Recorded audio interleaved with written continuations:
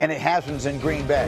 And Dan will be there for the Eagles and the Packers on Monday night. Philly coming off a bye after back-to-back wins over the Vikings and Giants. They are in clear control of the NFC East. The Packers, meanwhile, fell into their trap in a trap game, 16-13 home loss against Carolina last week after they had won 3 straight games. So let's look at where this thing stands. These numbers, I think, are fascinating. You want to know what's at stake on Monday night? Everything. Our analytics say Green Bay needs to win this game to stay in the mix for the top spot.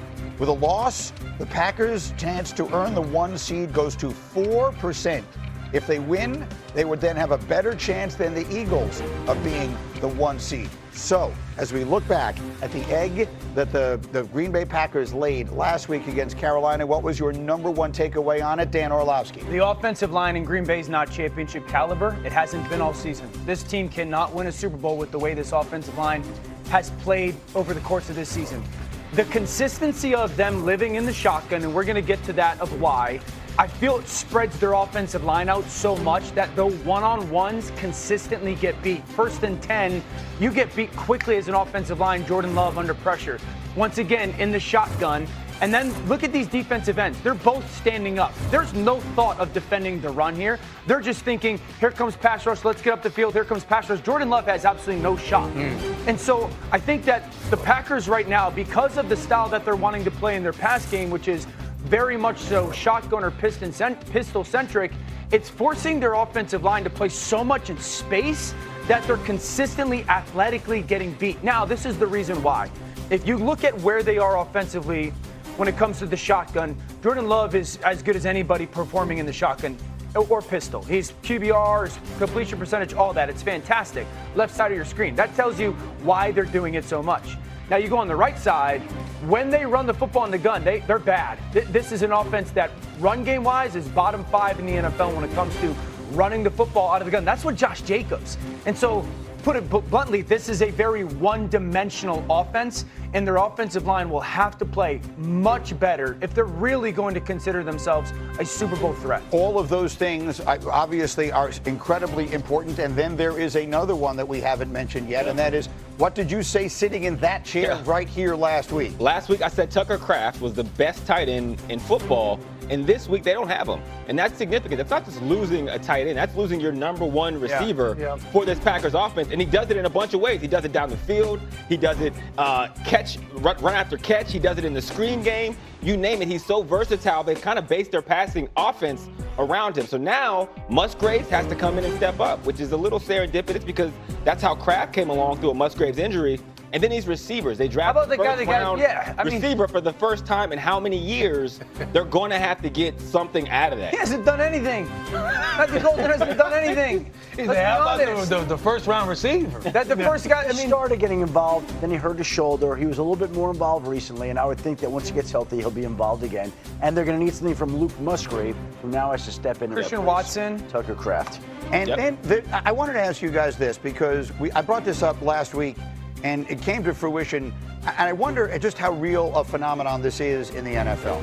The Packers last week were coming off a game in which they had just played Aaron Rodgers. So we all understand all the fanfare and all the emotions going around that. They were looking ahead to this week where they play the Super Bowl champs, the Eagles, on a Monday night. Sandwiched in between a home game in which they're a double-digit favorite against a Carolina team that, while they're better than I think most people realize, people don't talk a lot about it, don't take that seriously. Is there such a thing as a trap game in the NFL, and did the Packers fall into it? Yeah, I think there's such a thing as a trap game in the NFL. We ran into it a bunch of times when I was at the Tennessee Titans. You go play a team like the Jets, no disrespect, Greeny. No. But you said, and then there's a next game right after that that's, in your opinion, much more important and much more difficult. It's easy to get lulled in that trap. But if you're the Green Bay Packers, you've already fallen into that trap game situation earlier in the year with the Cleveland Browns, if you're going to look at it as trap game. So you can have a tough game versus a bad team in the NFL. This league is built to be a 500 league.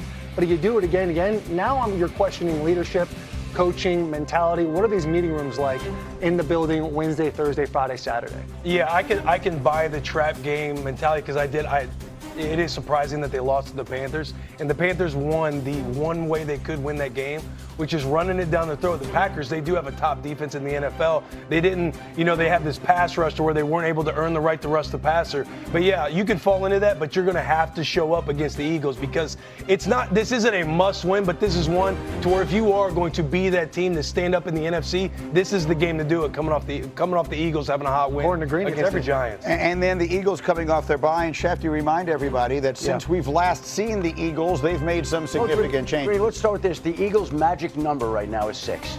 6 to clinch the division title.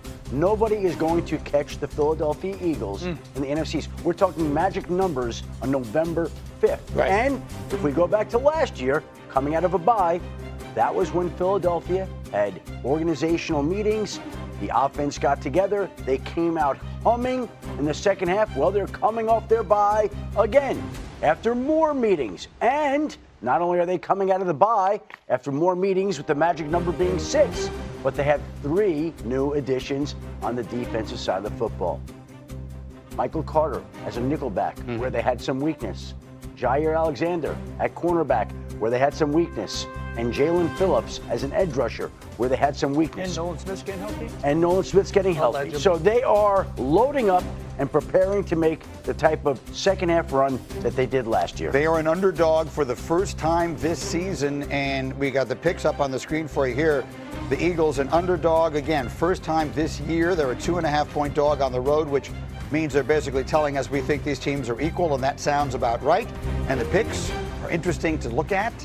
As we see, they are only Compton on the Packers. Everybody else likes the Eagles on the road in this I feel good. I feel good in this pocket right here. Yeah, I know we were having conversations. I feel nice. Danny saying Eagles team to beat the NFC. I'm not buying that. They just beat the Giants. Those words. No way Green Bay's playing 2 stink games in a row. I agree. No way. I agree. Yeah, I remember that Cowboys game was a real barn burner. We'll have more on that one. New England Patriots going down to Tampa Bay. Drake May continues his MVP campaign. He's top 5 in yards, completion percentage, touchdowns.